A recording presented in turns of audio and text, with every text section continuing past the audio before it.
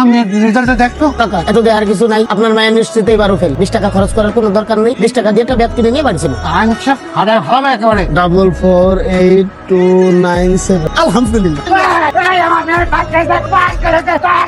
টাকা উঠতেছি তো হয় না, কাজ করে নাই তো। আলহামদুলিল্লাহ। গতবার 3 সাবজেক্টে ফেল করছিল, এইবার 1 সাবজেক্টে ফেল। আগামীবার দিলে পুরাই পাস। আমার মা আমার সম্মান। সালাম আছে না চায়ের দোকানে, ওর মাইও বি গ্রেডে পায়। আরে পানি দে। তো জানেন আপনার মায়ের মাথা ভর্তি গোবর। নমস্কার।